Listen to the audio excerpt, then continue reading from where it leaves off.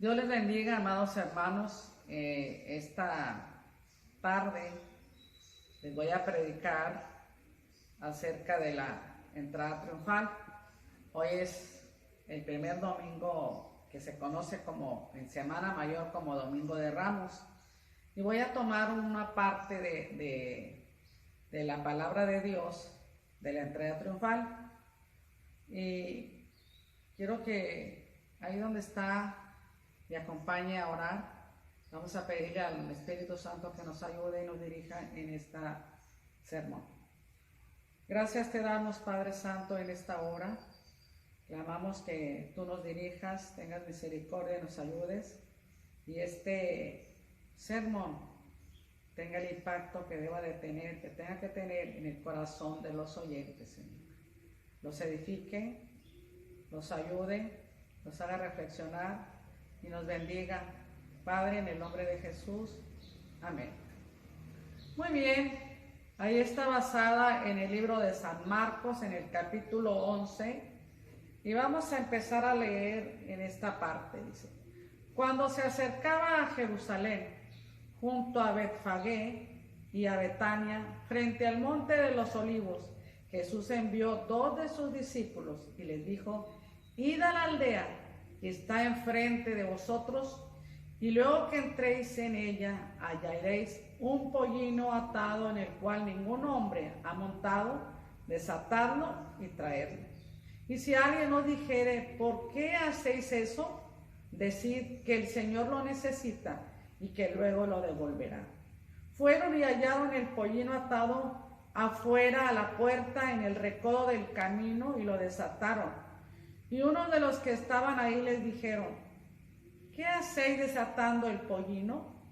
Ellos entonces les dijeron como Jesús había mandado, y los dejaron. Y trajeron el pollino a Jesús y echaron sobre él sus mantos, y se sentó sobre él. También muchos tendían sus mantos por el camino, y otros cortaban ramas de los árboles y las tendían sobre el camino. Y los que iban delante y los que venían detrás daban voces diciendo: Hosana, bendito el que viene en el nombre del Señor. Bendito el reino de nuestro padre David, que viene. Hosana en las alturas. Y entró Jesús en Jerusalén y en el templo, y habiendo mirado alrededor todas las cosas, como ya anochecía, se fue a Betania con los 12.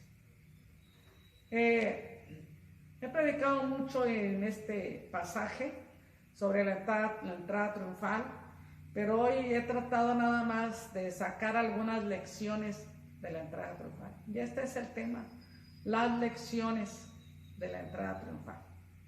Muy bien, como dice el verso 1, cuando se acercaba a Jerusalén junto a Betfagé y a Betania, frente al monte de los olivos, Jesús envió 2 de sus discípulos.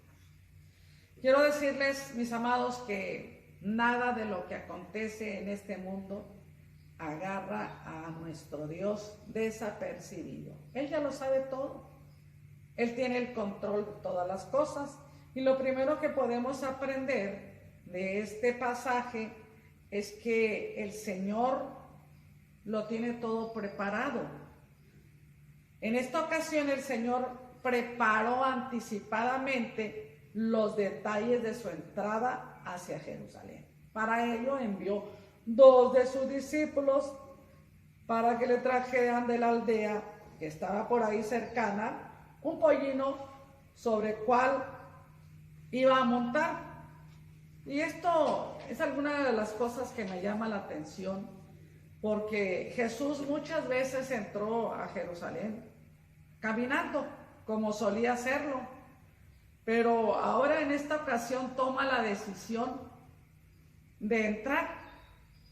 Quiero que veamos la siguiente: es que tenía un propósito concreto, y era cumplir la profecía que está en Zacarías 9:9, que dice: alégrate mucho, hija de Sión, da voces de júbilo, hija de Jerusalén, porque aquí tu rey vendrá a ti, justo y salvador, humilde y cabalgando sobre un asno, sobre un pollino hijo de asna. Y la segunda cosa que quiero que entendamos es que yo creo que en esta circunstancia ni sus discípulos, ni las multitudes, que venía una delante, se encontró y otra que venía detrás, dentro del entusiasmo que tenían todos ellos, a lo mejor no se percataron quizás de que estaban participando en un cumplimiento de lo que siglos antes Zacarías había anunciado. Y esta es la siguiente cosa que quiero que entendamos, que la profecía de la palabra de Dios se va a cumplir. Querramos nosotros o no querramos, entendamos o no la entendamos, estemos preparados o no estemos preparados, la profecía se va a cumplir. La Biblia dice: séquese la hierba, marchítese la flor, pero la palabra de Dios permanece para siempre. Así como Dios tiene control de todas las cosas y nada le agarra desapercibido, Él tiene control. Así también Dios cumple la profecía. Y una siguiente cosa que quiero que veamos es que sería bueno estar atentos a la profecía, atentos al cumplimiento de la palabra de Dios, velando, como dice la Biblia. Y hay una siguiente cosa que les habla, otro de los detalles en los cuales nosotros debemos de prestar atención, tiene que ver precisamente con el pollino, que el Señor les ordena que vayan ahí a ese lugar y pidan prestado el pollino, un pollino que Jesús iba a montar para entrar en Jerusalén. Como les dije, mis amados, Él se la pasó por la vida caminando, pero en esta ocasión es en el cumplimiento de la palabra de Dios. Ahora, es que Jesús elige entrar montado sobre ese pollino en Jerusalén y les dice los detalles: hallaréis un pollino atado en el cual ningún hombre ha montado. Por eso es bien importante entender. La tercera cosa es que Jesús lo sabe todo. Les dio indicaciones que había de encontrar un pollino atado ahí. Dios lo sabe todo. Antes de que nosotros hablemos, antes de que la palabra esté en nuestra boca, el Señor ya lo sabe todo. Debemos de regocijarnos, porque esta es la tercera lección que podemos aprender acerca de la entrada triunfal, de que Jesús lo sabe todo. Él dijo que no tiene necesidad de que el hombre le diga lo que hay en el hombre, Él lo sabe todo. Y nosotros debemos de gozarnos en esta hora del saber que el Señor lo sabe todo. Lo que pensamos, aún no está la palabra y el Señor lo sabe todo. Qué bueno es de estar aliados al Señor Jesús, sabiendo que Él lo sabe todo. Y sabiendo que Él lo sabe todo, hay que guardar nuestros pensamientos, hay que guardar nuestro corazón, porque el Señor dijo que de ahí del corazón salen los buenos y los malos pensamientos. Y la siguiente cosa que les dice, les dice que ahí hallaréis atado. Él lo sabe todo lo que pasa en todas partes del mundo. Y la siguiente cosa que les dice, el cual ningún hombre ha montado. Los que saben de animales saben que una asna que tiene un pollino o un asnito pequeño, joven, no era un bebé, era uno que se podía montar.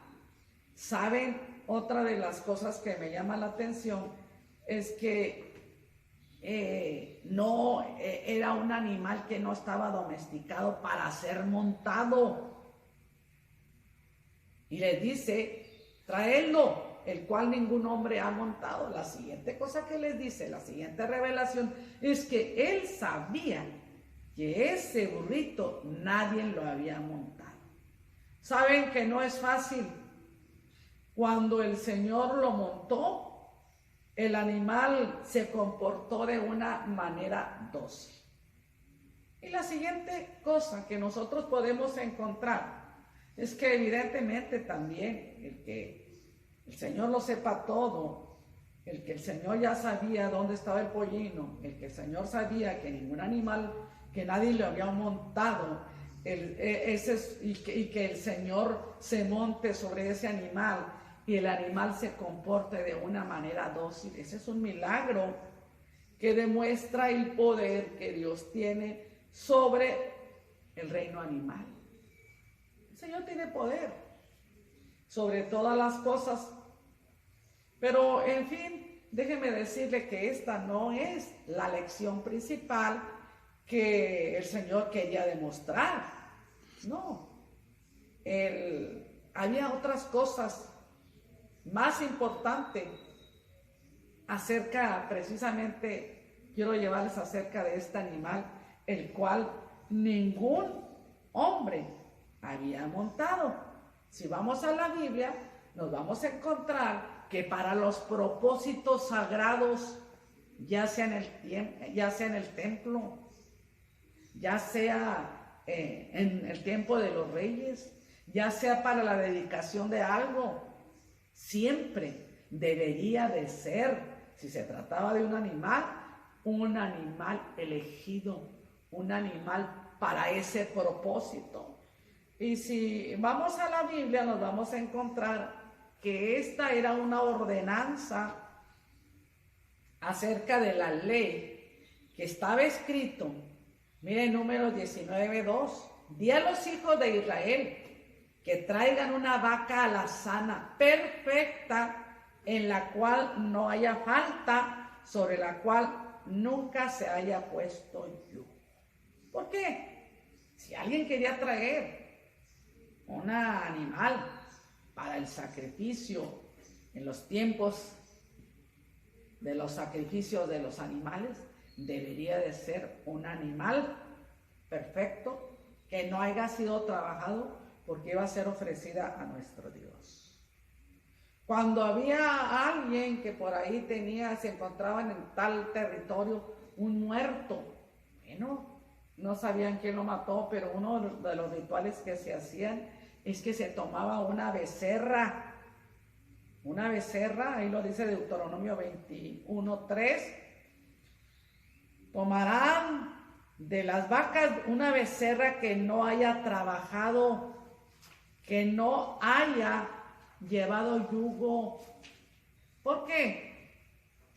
Porque esto servía para resaltar que estaba dedicado para tal lugar sagrado. Por eso los animales que se ofrecían en el templo deberían de ser limpios, sin defecto y nada más dedicados para eso.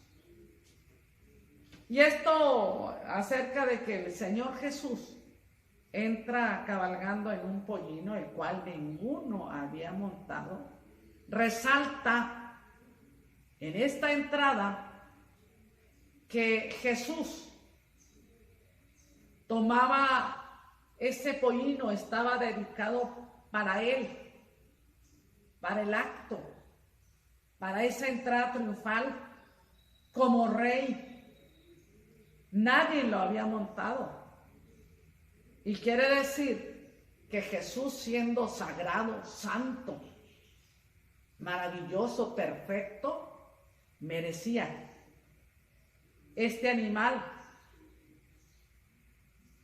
Se revestía de un carácter sagrado para Dios, para el momento de la entrada triunfal. Y esto nos quiere decir, hermanos, también a nosotros que todo lo que le ofrezcamos nosotros a nuestro Dios debe de estar revestido de un carácter sagrado para nuestro Dios, dedicado nosotros mismos, nuestra vida, nuestro ser.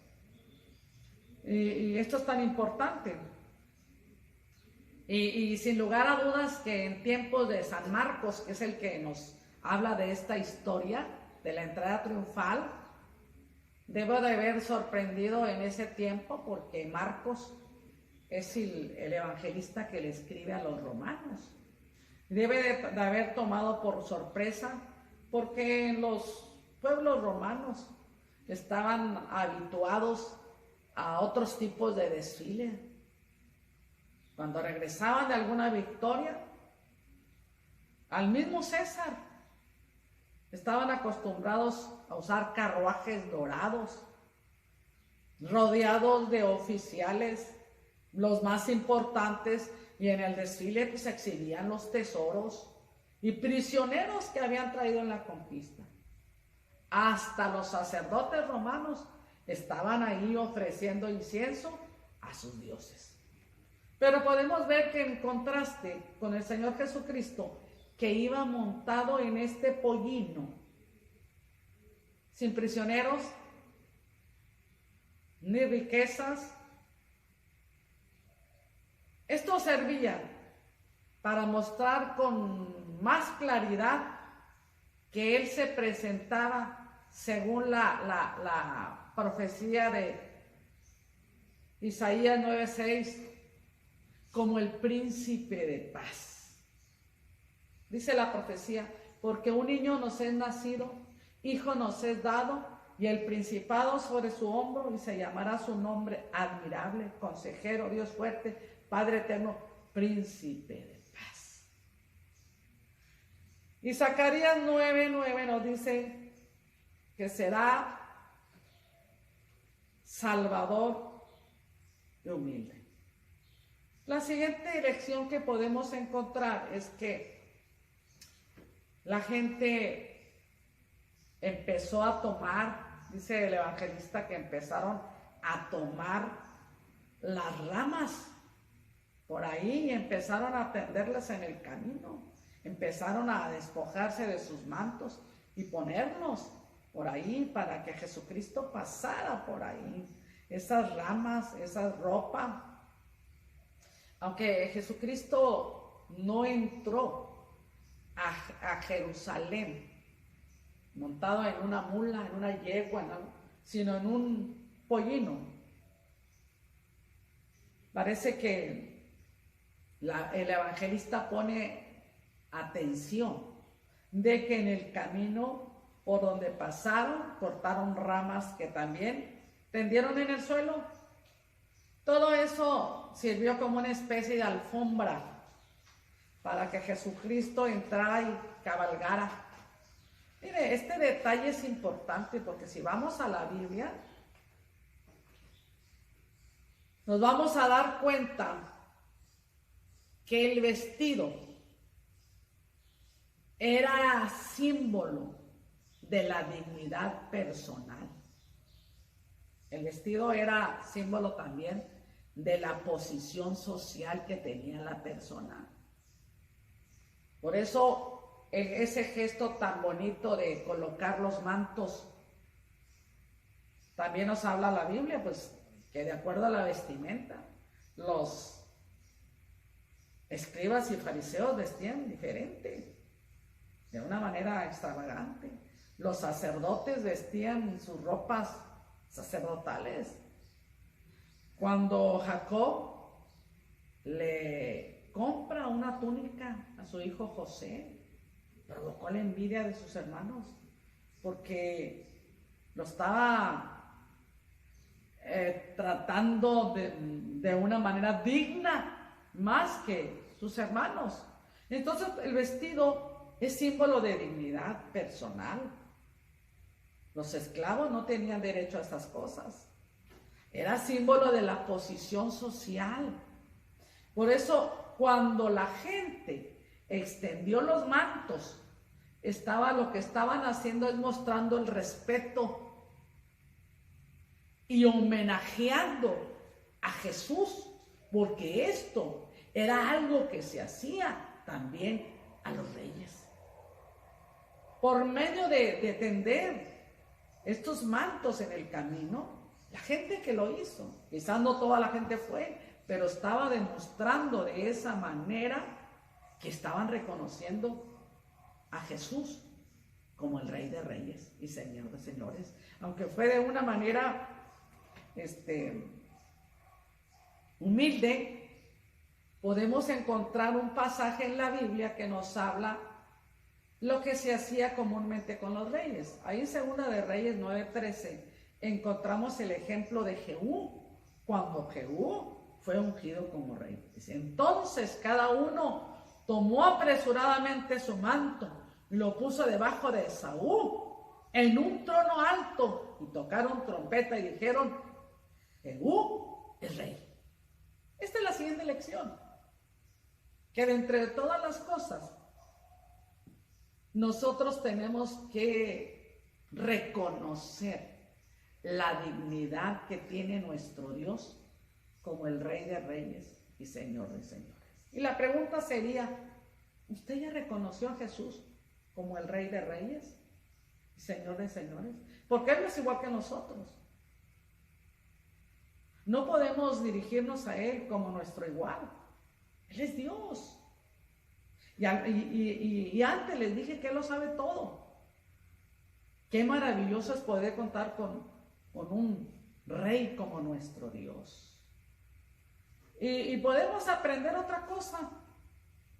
Hay un detalle increíble que podemos ver, que cuando Jesús envió a 2 de sus discípulos para buscar el pollino, les encargó que le dijeran al dueño del pollino, el Señor lo necesita.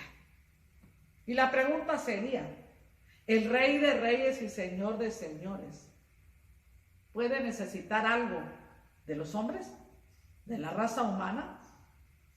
Él tiene todo lo que necesita. Dice el Salmo 115, si yo tuviera hambre, no te lo pediría a ti, porque míos son todas las bestias del campo, mío es el mundo. El Salmo 14 dice, de Jehová la tierra y su plenitud, el mundo y los que en él habitan. ¿Puede necesitar Jesús algo del ser humano? Él lo tiene todo. Pero, en base a la profecía de Zacarías 9:9, que nos dice, he aquí, tu Salvador vendrá a ti, Salvador y humilde. La humildad de Jesús fue tal que dejó su trono de gloria, se hizo hombre, se hizo humano como nosotros mismos, que Él nos creó. La humillación de Jesús fue tal que los hombres le menospreciaron, los hombres le juzgaron, los hombres, Él sufrió humillación de su propia raza humana, de su propia gente, que es su propia creación. E inclusive la humillación de Jesús se hizo dependiente de sus propias criaturas que Él había creado. Porque miren, el pollino era prestado. En cierta ocasión le dicen los discípulos, Maestro, ¿dónde moras? Y el Señor les dijo, ven, como queriendo decir, ¿qué es lo que tienes? Y el Señor les dijo, las aves tienen nido, las zorras tienen guarida, pero el Hijo del Hombre no tiene ni dónde recostar su cabeza. La humillación y la humildad de Jesús fue tal que se hizo dependiente incluso de sus propias criaturas. No solamente el pollino era prestado, las barcas que utilizó para predicar desde ahí en el mar de Galilea eran de Pedro. La casa donde él llegaba, donde él se quedaba, eran de Lázaro y sus hermanas, ahí en Betania. Cuando les dijo a sus discípulos, ¿dónde quieren que celebremos la Pascua? Mira, ve, vas a seguir un hombre y aquí le vas a preguntar, ¿dónde quieres que el maestro celebre la Pascua? Lo que llamamos después el aposento alto, donde él celebró la última cena con sus discípulos. Incluso, mis amados hermanos, déjenme decirles que ni el sepulcro donde él fue sepultado era prestado. Fue prestado. Ahí donde colocaron ya su cuerpo muerto. Y la humildad de Jesús es tan maravillosa que en estos tiempos que vivimos yo creo que tenemos que reflexionar lo que dice 2 de Corintios 8:9. Porque ya conocéis la gracia de nuestro Señor Jesucristo, que por amor a vosotros se hizo pobre. Todo, la humildad de Jesús. Como cuando estaba en la cruz que le dijeron, ay, si eres tú el Hijo de Dios, manda. Cuando fue tentado, Satanás sabía que el Señor podía llamar una legión de ángeles, pero no lo hizo, porque precisamente vino, como dice San Lucas, a salvar lo que estaba perdido. Y nosotros éramos los que estábamos perdidos. Pero en esta entrada triunfal podemos sacar muchas cosas que quizás leyéndolos así rápido no los vamos a encontrar. Jesús se hizo pobre siendo rico para que nosotros con su pobreza fuésemos enriquecidos. Miren, la siguiente cosa que podemos notar es que Jesús nunca usó algo para lo que no hizo nada a fuerzas, siempre buscó el consentimiento voluntario de las personas y aún sigue así. Aunque Él tiene derecho legítimo sobre sus criaturas porque somos su creación, Él siempre espera que nosotros voluntariamente le cedamos nuestro corazón, le abramos nuestro corazón, le dejemos entrar a nuestra vida. Dice que los que iban delante y los que venían detrás daban voces, porque Él entra con sus discípulos y se encuentran unos de frente y otros que venían con Él. Daban voces. Debemos de recordar que Jesucristo venía de Betania, de donde había resucitado a Lázaro, y muchos de los que le acompañaban pues se reunieron a la caravana y le siguieron. Entonces, la noticia de la resurrección, la noticia de que Jesús iba entrando por el camino, llegando a Jerusalén. Así que los peregrinos, era un tiempo donde se iba a celebrar la Pascua, eran fiestas que tenía el pueblo de Israel, así que había muchos peregrinos que ya estaban en Jerusalén para celebrar la Pascua. Muchos salieron a recibirle, se juntaron con el grupo que venía por el camino. Había dos grupos. Y siempre les voy a decir, hermanos, que cuando Jesús anduvo aquí en la tierra durante su ministerio, siempre lo seguían las multitudes. No todos con el mismo propósito. Algunos para señalarlo, a ver qué falta le encontraban. Otros para tentarle. Pero había otro grupo de una manera voluntaria que reconocía. Y la pregunta sería, ¿usted por qué le sigue? ¿Usted por qué? ¿Cómo es? ¿Cómo sigue usted a Jesús? ¿En qué grupo está usted? ¿Está en los que le alaban? ¿En los que le honran? ¿En los que le glorifican? ¿O en el que está tratando de encuentra un detalle, algo malo, algo para hablar mal de Jesús? Porque hoy en día existen libros, personas, gente que todavía Jesucristo ya murió y resucitó y todavía le siguen denigrando. ¿En qué grupo está usted?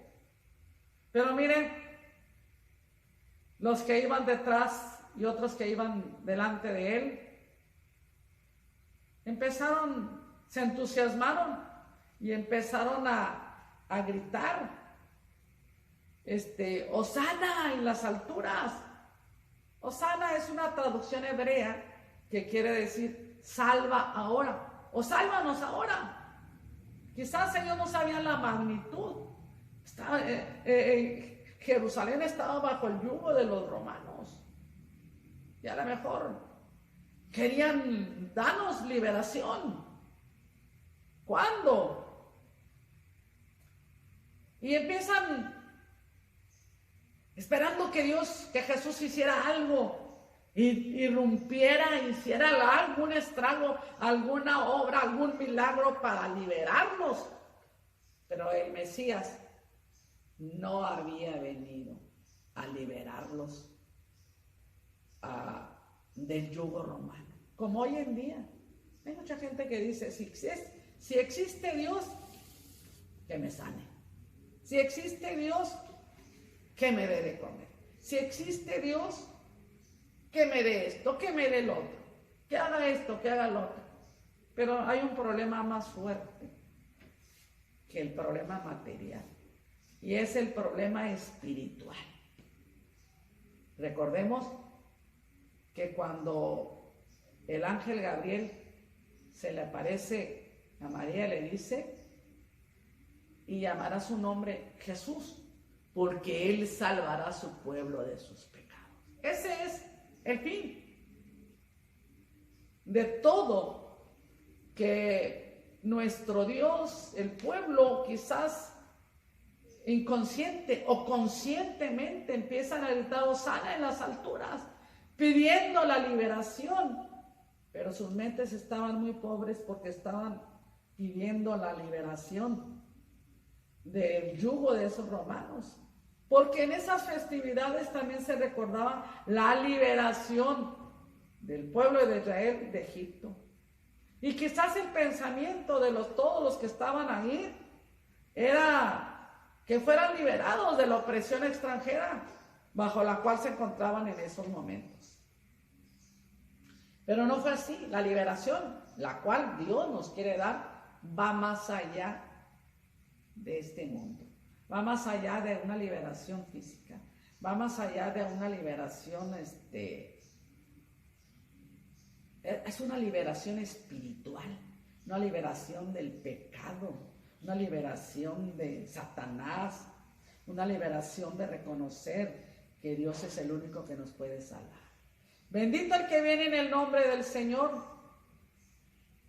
Así que vieron a Jesús, se acercaban a la ciudad con mucho entusiasmo, y las multitudes lo que expresaban era el Salmo 118 para reconocerle como el Mesías esperado. Yo les digo que muchos de los que estaban ahí sí le reconocieron como el Rey de Reyes, como el Mesías, pero pronto pasaron del gozo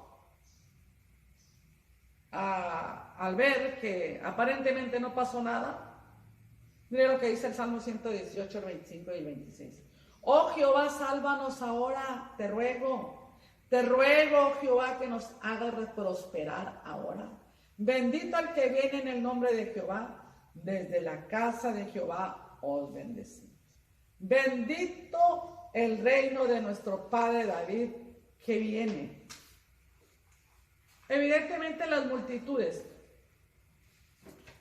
que esperaban a Jesús, esperaban que él estableciera su reino.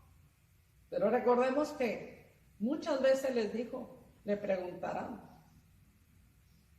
Él mismo habló en parábolas y les dijo, les habló acerca del reino, de cómo entrar al reino, de cómo tener el reino, de cuánto costaba el reino. Y les habló por parábolas acerca del reino. Y les dijo, mi reino no es de este mundo, mi reino no es terrenal, mi reino es espiritual. Y ellos esperaban inmediatamente, como era descendiente de David, esperaban que se sentara sobre el trono de David como el legítimo rey de Israel. Ahí por ahí, como en todas las cosas, se encontraban algunos fariseos que, viendo las alabanzas de esta gente, pues empezaron a desaprobar lo que la gente decía. Tanto que dice la Biblia que entonces algunos de los fariseos de entre la multitud le dijeron, maestro, reprende a tus discípulos. Y él le respondió y les dijo, os digo que si estos callaran, las piedras clamarán. Mucho tiempo Jesús, cuando hizo un milagro, les decía, no le digas a nadie. vete y haz esto. Pero ahora, Jesucristo acepta estas aclamaciones que hacen los discípulos y la gente hacia Él. Y enseguida nos dice la palabra de Dios. Entonces podemos encontrar que estas son algunas lecciones que podemos aprender de la entrega triunfal. Enseguida Jesús entró en el templo. Cuando llegó Jesús a Jerusalén, su viaje no había concluido. No fue a ningún palacio. Déjenme decirle que no fue al palacio de los Herodes. ¿Saben a dónde se dirigió Jesús cuando entró a Jerusalén? Al templo. Al templo. Como les dijo, mi reino no es de este mundo. ¿Por qué razón entraría al templo? Pues primeramente porque el templo es su casa. Cuando Él dijo, mi casa, casa de oración, será llamada. No nos olvidemos que, aunque es un Dios grande y poderoso, que está sentado a la diestra del Padre, este recinto es su casa y es dedicada para la oración. El trono, en lugar de trono, desde un principio de la salida del pueblo de Israel de Egipto, cuando Él le dijo a Moisés que levantara un tabernáculo y le dice cómo lo tenía que hacer, ahí algunos lo llaman la morada de Dios, el tabernáculo. Allí su presencia estaba para bendecir al pueblo. Cuando el pueblo tenía necesidad, iban al tabernáculo, el sacerdote entraba a interceder por ellos, y Dios mismo desde el tabernáculo, desde el lugar santísimo, se manifestaba al pueblo. Por eso era tan importante para el pueblo de Israel el templo, como lo debe de ser también para nosotros, porque debe de ser desde ahí, como dijo Salomón, si oraren desde este lugar y se convirtieren de sus malos caminos, entonces yo los oiré. Pero al mismo, ¿por qué? Entra a su casa, pero al mismo tiempo entra para inspeccionar su casa de una manera oficial, cómo se estaban llevando las cosas, como para inspeccionar el estado espiritual. ¿Qué puede ver? Pues quizás no el mobiliario, aunque el mobiliario debe de estar lo mejor que se puede porque es la casa de Dios, pero no exactamente el mobiliario en lo cual los judíos estaban orgullosos del templo, sino más bien una inspección del estado espiritual en que estaba el pueblo.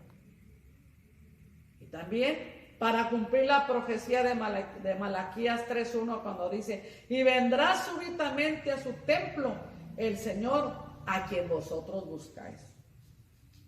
Entró, miró alrededor todas las cosas, aunque esta era su casa, lo que vio no le gustó, no se sintió cómodo.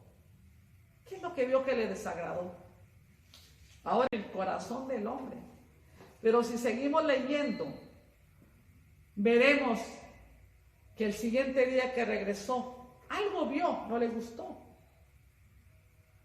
Porque el siguiente día regresó y lo que hizo fue volcar las mesas de los cambistas, las sillas de los que vendían palomas, y le dijo, mi casa será llamada casa de oración para todas las naciones. Donde quiera que haya un creyente, donde quiera que haya un ser humano, donde quiera que esté una persona, Dios quiere que donde estás glorifiques, exaltes, recibas, honres. Y no te olvides que es para todas las naciones y vosotros la habéis hecho cueva de ladrones. El Señor, como le dije, había venido a inspeccionar su casa y lo encontró lleno de ceremonias religiosas. Yo te pregunto, aunque el Señor, los templos, las casas que se levantan, se ungen, se dedican para que ahí vayamos y tengamos un lugar para adorar, pero ciertamente Dios habita en el corazón del hombre. Y la pregunta es, ¿cómo está tu casa? Aquí el corazón, donde Dios quiere morar, donde alguna vez le abriste tu corazón y le entregaste tu vida a Cristo. No vaya a ser que esté lleno de rituales, de ceremonias, pero espiritualmente estés vacío. Porque esta gente que estaba ahí se olvidaron de la adoración, se olvidaron de la alabanza. Cada quien se dedicaba al negocio. Estaban en la parte de afuera vendiendo palomas, cambiando los corderos, vendiendo los corderos. ¿Sabe qué, hermano? Lo que les movía era lo material, era el dinero, era el querer tener un logro financiero. Usted que me escucha ahí, yo creo que esto es bien grave. ¿Qué te motiva a ti a buscar a Dios? ¿Las ceremonias religiosas? Que se diga que eres. Jesús estaba harto de eso. Jesús estaba harto de los escribas y fariseos que decían, pero no hacían. Él les dijo que limpiaban las tumbas de los profetas que ellos mismos habían matado. No tenían el significado espiritual para lo que había sido dedicado el templo. Lo que era más grave fue que cuando entró al templo y vio a los religiosos de la nación, rehusaron reconocer sus derechos como rey. ¿Por qué? Discúlpeme, pero eran ladrones los que habían ocupado el templo. Eran ladrones los que no dejaron ni aceptaron que el legítimo rey de Israel entrara. Ni al templo lo sacaron. Yo en esta hora termino y les digo, ¿qué harás tú con Jesús? ¿Dónde está?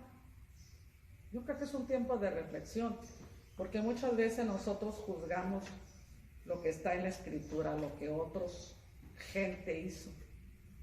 Pero, como le dije, el tema es lecciones de la entrada. ¿Qué lecciones hemos aprendido nosotros con este pasaje? Yo creo que hay muchas. Si las analizamos, si las traemos a nuestro corazón, si le decimos, Señor, escudriña mi corazón y ve si hay en mí camino de perversidad y guíame por el camino eterno. Y guíame por el camino recto. Si nos analizamos y vamos a dejar de caer en estas cosas, los rituales. Conozca a Jesús como su Salvador. Búsquele, examínese. Por un momento quite su vista de la demás gente y mírese usted a través de la palabra, porque la palabra es el espejo. Y si el espejo se ve mal, quizás tenga que llorar lágrimas de arrepentimiento, hágalo. El Señor lo único que quiere es beneficiarnos, bendecirnos y llenarnos de su amor y de su misericordia. Oremos al Señor. Jesús maravilloso, perdónanos porque muchas veces nosotros también te hemos faltado. Y muchas de estas cosas te hemos faltado. Permite que nos analicemos y no nos volvamos ritualistas. No nos volvamos el que la gente diga, sino que seamos espirituales. Esa lucha interior de la carne y el espíritu sea al final el espíritu el que gane, el que reconozca el poder que tú tienes sobre nuestra vida, sobre este universo, y el poder que tú tienes sobre todas las cosas, y que cada día de nuestra vida te reconozcamos como el Rey de Reyes, y que estemos listos a ofrecerte nuestra vida cada día, nuestra alabanza y nuestra adoración.